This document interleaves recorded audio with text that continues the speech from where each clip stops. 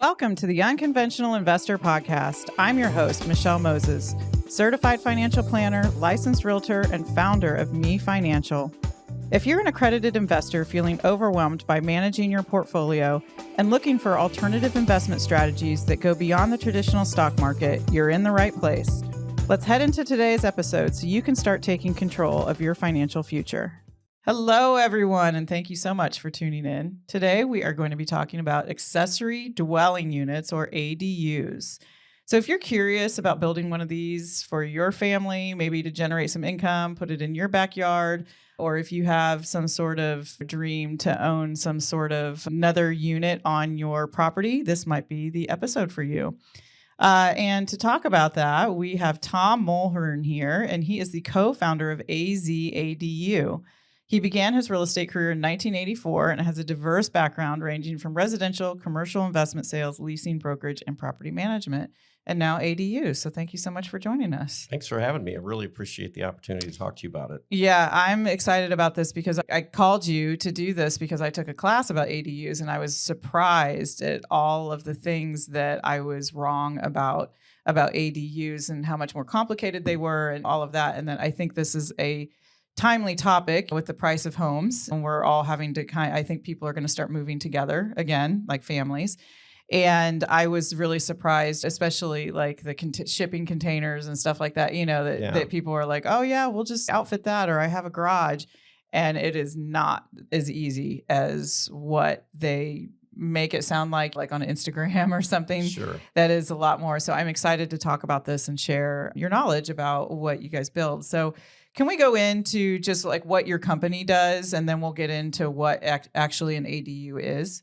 Sure. So our company started a couple of years ago, and the state legislature started looking at some ADU ordinances or legislation. So I got together with a couple of guys that I've known for a long time, and we decided to see how it developed and consider doing ADUs. One of my partners is a home builder. The other one is a general contractor. And I just like the concept because I saw a need for housing. And my kids are in the first-time buyer era. And I know that ADUs would serve a purpose in some form or fashion to families. So we got together, watched the legislation, and my one partner, since he was a production builder and was a division president of some of the national stock exchange companies, he wanted to do more the standard plan, we call it. So we decided to do floor plans that we price, and you can pick A, B, C, or D. That's our business model. We don't do custom.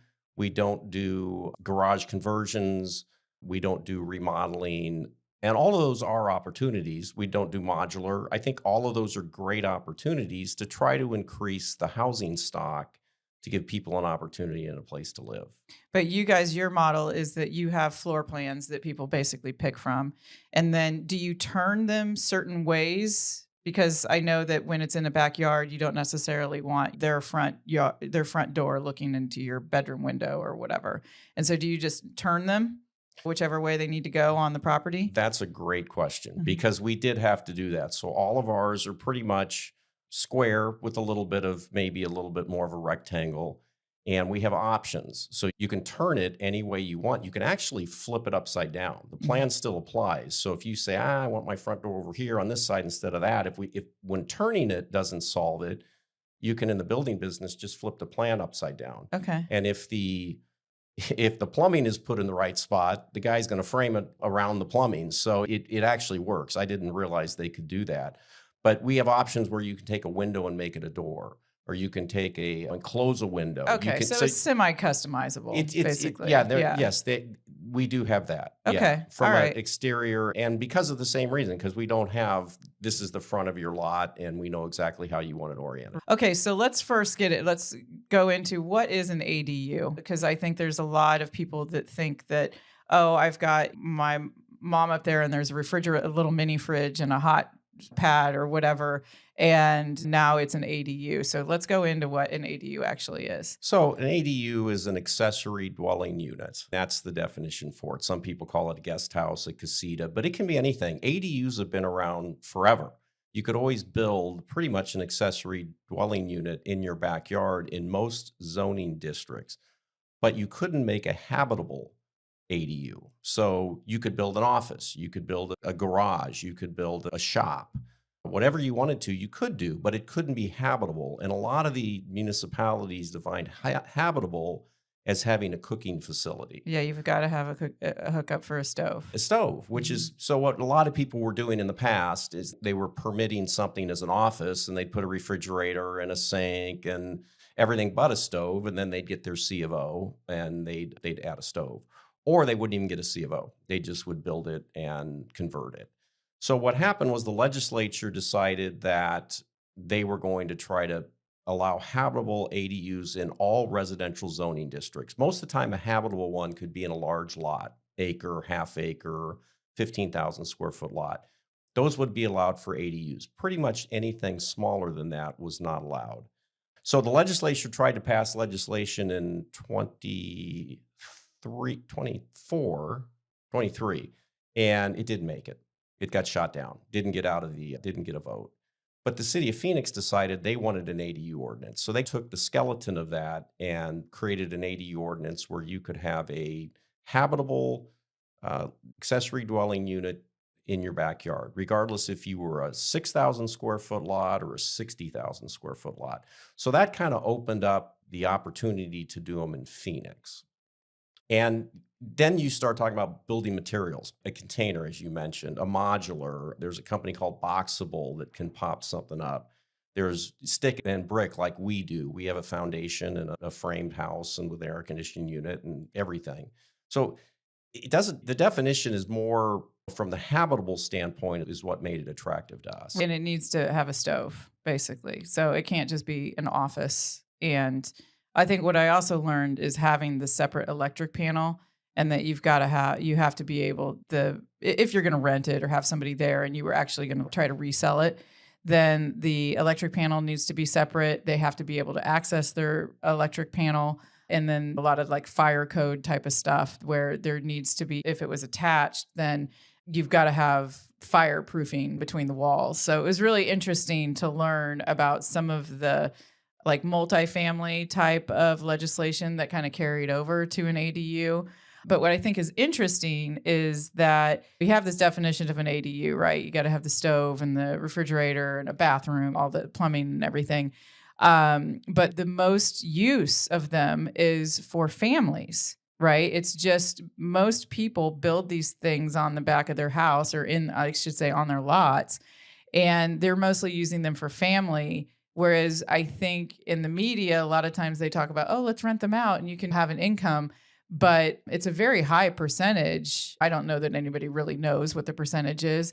But when you talk to people, like most of the people, it's for families, right? That you're having your mother-in-law or your mom or dad or kids or some sort of, or you're just extending and making your house bigger, right? That's what you guys have, right, too? 100%. Yeah, that's what we're finding. It's not that there's not a rental market or that there will be rentable units, but that was the fear as the city passed their zoning text amendment, and then the state came through in 24 and passed the ADU ordinance, that it was going to be renters. Everybody was going to be renting. We haven't done one for a renter yet. We've done them for exactly what you said, family members, excess space, mother-in-law. So that's been the main use. But that also makes sense too, because then it's two people that aren't having to pay for two big houses. Then your family's just moving together. So even though it's not turning into this whole rental income thing that they were talking about, it is solving the housing issues because families are just moving back together versus living apart. As I've always said, it really doesn't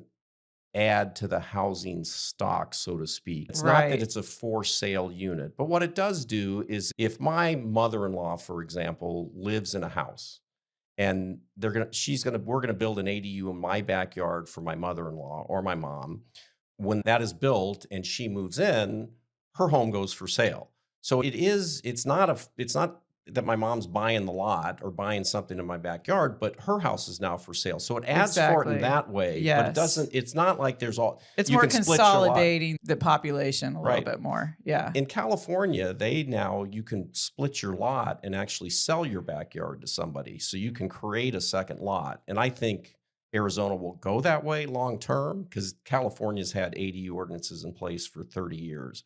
but it's not there yet. And I'm not suggesting that's around the corner by any means, but it's an evolution of that market. And back to your electric, yeah, you can attach to the existing panel, or you can drop in a new meter. And a lot of that depends on where the electrical service is. And we might get into that later. And you did touch on that there's attached ADUs and detached ADUs. So to pick up on or finish the whole legislation is, so in 24, the city of Phoenix already had their text amendment in place to allow ADUs in all residential lots. Then the state passed a House bill, I think it's 2720, that allowed, and stick with me on this, Phoenix allowed an attached or a detached. The state legislation that now applies to every municipality over 75,000 allows an attached and a detached. So you can actually have two ADUs on any lot that's zoned for residential if you live in a municipality over 75,000. So that opens up a little bit of a different model, because a single family house can turn into three, Right. basically. So Yeah. As long as you can fit it on the lot. increase lot coverage. So Yeah, I that was going to helps. say you can only cover 80% of the lot, or is that right with the building? Probably a little high, like 60, but my son lives in a 6,000 square foot lot in Osborne and 7th Street area, 1,200 square foot older house on a 6,000 square foot lot. He could easily do an attached and a detached. He doesn't have a pool, so he's got plenty of room, and he'll never hit the 60% lot coverage. And I thought what else was interesting too was because you don't think about these things just as a normal person. So if you did have somebody living in your backyard in an ADU, the parking that the legislation covered that you don't have to increase the parking, that you don't, the entrance to get to it. Like they eased up on a lot of that, because when you're talking about multifamily, you have to have so many parking spots and so many entrances. And so I thought, I never would have thought about that. Just, of course, I should have been thinking about it, but I didn't think about parking, and you don't have to increase those things. Yeah, there was a lot of pushback from the cities saying, state, don't tell us what to do. And you're right, there's no parking requirements. So that, again, the concern was they're going to have a bunch of rentals. I'm living in this house, and the two next door neighbors, I've got two neighbors. They both had two ADUs. So now I've got 6 neighbors, and there's going to be 8 cars on my block. I haven't seen that happen. That doesn't mean it doesn't have the possibility of happening, but it's mainly been for family members. But that was the concern. So the state did they waived some height, they waived some setbacks, they waived some design. They're very progressive because they see the housing crisis. And the beauty of building an ADU in your backyard, if you're in an area that you can do it, is it's got the street, it's got the water, it's got the sewer, it's got the electric, it's got the police, library, the school, the parks. You're in now a community versus having to live at the outskirts of town. So it's a great concept, and I think it will continue to grow, but change is difficult. It's interesting because if I say ADU to somebody in Arizona, they look at me and they're like, huh, I've got 3 heads, right? Really? Yeah. But you say casita, they know what you're talking Casita, about. guest house. But Yeah. you say ADU to someone in California, they know exactly what it is because they've Yeah. been living with it, and probably somebody in their family's Right. living in an ADU somewhere across California. So Yeah. we're going to get that way. It's just a matter of time. And I'm going off topic here, but there was someone that came into our meeting that was from Oregon, or maybe Washington, anyway, Pacific Northwest. And they have a whole move where they're trying to get the legislature to, after the ADU is built, and if it's a separate building, to actually split the lot so that you can then sell them separately. So pretend the family sells it and has an ADU, then the next person comes in and then splits the lot, and then obviously increases the value because they have 2 properties now that are completely separate. So I think that could be down the line too. But that brings up a whole nother thing about the parking and the entrance, because then you got a total stranger living next to you. So I think that would bring up all kinds of things. But I thought it was interesting that it was going that way, which is why I'm bringing it up. There's progressive states, progressive cities that see a need for housing and are going to attack it. I mean, even with the ADU ordinance in place as legislation in Arizona, some of the municipalities over 75,000 don't want to work with you. So I won't call out any of them, but there's ones that clearly are welcoming and working with ADU builders, and there's some that aren't. Oh, really? Yeah, they're drawing areas that there can't be and calling it for, maybe it's around an airport or something, where they're trying to restrict the area which you can build ADUs. And Part of it is also homeowners associations. Homeowners associations usually have the right to approve ADUs. And if it's in your, if the state legislation doesn't take precedent over recorded CCNRs and HOAs. So if you don't have a house or a property in an association, you've got a better chance of doing it with less pushback. Okay. And so can we go into some cost and Sure. what some of these things will cost? And because I know, so building from the ground up, which is what you do, a lot of people think that this is the most expensive route to go, especially if they're like, oh, I have a garage that I can convert, or above the garage, or as I said, like the containers. And so and let's talk about the cost and what it's like going out there. And maybe you can include the timeline too while we're talking. Sure. It is expensive on a per square foot basis. It's not expensive if you look at what your alternative is to live in the heart of town, right? So if I have a home, again, I'll go back to my son's at 7th and Osborne. If he wanted to buy a house for me because he's worried I'm too old to live on my own and he was going to buy his next door neighbor, he's $500,000-$600,000. If he builds an ADU in his backyard, it's $150,000 to $100,000, maybe $200,000. So I don't have as much space, but I'm close and it's affordable. So I think that's the concept. If you're going to compare it on a price per square foot, you're not going to be happy. I'll just tell you that. No, it's expensive because they're small, right? But the expensive stuff is the plumbing and the electrical. And so adding bedrooms and adding all those empty rooms, that doesn't cost anything. What's expensive is the kitchen, the bathrooms, the main things. Sure, yeah. And so obviously the price would go down the bigger it would get when you're just adding bedrooms and empty, I call it empty space. Sure. It's not highly. Yeah, I talked to a custom home builder and he looked at me like I was crazy. He said, you run the same trades through your little ADU that I run through a custom home, and I'd rather do one large custom home than 10 ADUs. And he's got a point. That's why I'm not seeing the field as crowded as it might ultimately be, because it's a lot of work. And then we may get into that later. But yeah, I mean, it's per square foot, it's expensive. When you look at the alternative, it's not. Yeah. And we competed for one site, and I don't think the person is built yet. But he got a quote from a modular, and he said, by the time I did all the work that I needed to prep the land, and then they were going to come in with a crane and drop it in my backyard, I was a little bit less expensive than you, but I had a modular home. So it's for a family member. I'd rather pay a little bit more and have something that's stick and brick. And that's just where we are. That's exactly what basically the conclusion is, because I thought a lot of that stuff would be cheaper, especially the modular, the container homes. People were talking about in the containers how you have to test them for all kinds of things because you don't know what's been in them. And so sanitizing them and getting them clean is thousands of dollars, along with you don't have any windows. It costs almost just as much to have these modulars, to have the containers, to retrofit a lot of your garages and things like that, because your garage, the slab is not made to hold the weight. So you basically have to re-pour the slab. So then what's the point? You're starting from scratch. So then you've got the added expense of tearing down the garage versus just having the land. So it is a lot more complicated than I think people realize because of preparing the land and preparing the electrical and the plumbing just to put anything there. That's, I think, the complicated part. And how is it going to fit in on the property? Do you have a lot of issues with that? Yeah. And I tell people, you can convert a garage. It's not what we do. And we're happy. As I said before the show, I'm a very big advocate for the industry. We're not going to be right for anybody, just like any service or business is not right for everyone. But I'm an advocate for the industry because I think people deserve to have a home where they have all the services, one. And I think we could use some of the larger lot developments in the valley better. So I'll encourage people to do conversions, to do additions, to add a story if they can do that, which we don't do. But yeah, it's an industry that's going to continue to grow, but there's way more costs than people think there is.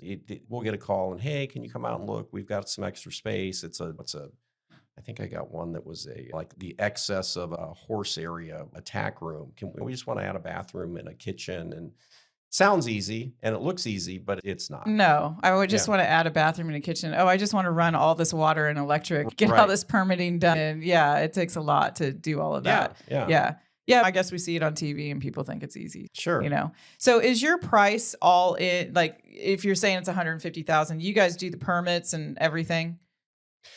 Yeah, so if you go to our website, you'll see our pricing. And our pricing is for the structure, the ADU, the guest house, the casita. They're 400 to 800 square feet, and they're 140,000 to 180,000.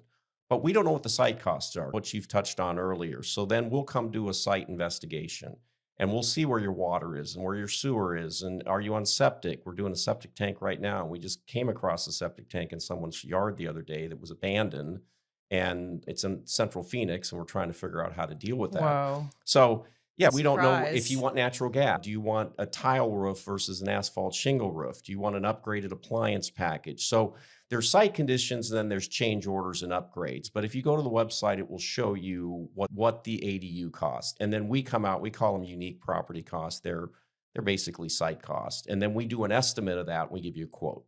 And then based on that, you can say, yeah, that's in my range, and push forward. And then we start getting our experts out there to look at how to connect all the utilities. And once you get it done, so you help with the permitting process, or you do the permitting so that the city has it on the records? So we have 5 approved plans at the city of Phoenix. So if you pick plan, we call it the Bisbee, it's a 480 square foot, 1 bedroom, 1 bath. We've built a couple of them. The plan's approved. So when we come to your house and you engage us, we have to do a site plan. The city wants to see how it's going to sit on your lot. And then we have to do what we call a project description plan, which is how we're going to hook up to utilities. So out of the 16 pages of plans, the city of Phoenix, when I say they're approved, they're in the city of Phoenix, has to approve 2 sheets. They don't have to approve the whole plan because it's already been processed. They're stamped, ready to go. So that expedites the process, makes it pretty efficient. Now, you can't make changes, so you got to like what we have out there. But yeah, that's the way we do it. We have approved standard plans in the city of Phoenix that move through fairly quickly. They were doing some over-the-counter stuff, but they had to pull that in because I think they had a lot of requests. Okay.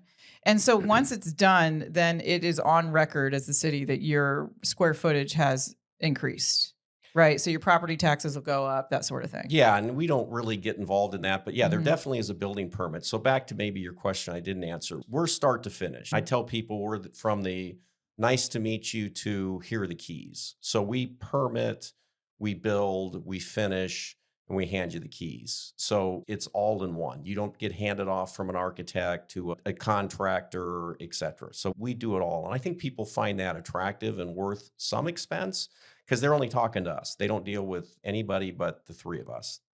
Oh, that's nice. Yeah. Yeah.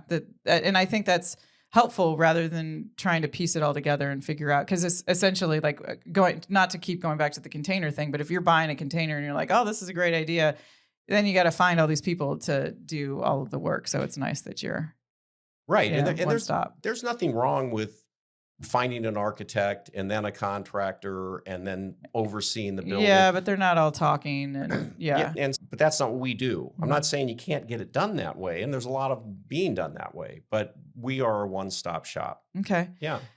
So we are going to take a break because we're making this into 2-part series, you guys. So I hope you'll tune in next week for the second part of the series, because we're going to be talking about some of the cost breakdowns and other things about ADUs, like how people finance it and maybe some rental income possibilities. We are going to break here and we're going to continue this next week. So thank you so much for listening, you guys. I hope you've learned something, and then tune in next week for part 2 of Accessory Dwelling Units. Thank you for listening to the Unconventional Investor Podcast. I hope you feel more confident in how you can grow your wealth using the strategies I shared in this episode. If you're ready to take the next step in diversifying your portfolio outside the stock market with alternative investments, head to mefinancial.net/contact us to book a 15-minute consult call with me. Let's discuss how we can work together to achieve your financial goals. Until then, I'll see you on the next episode.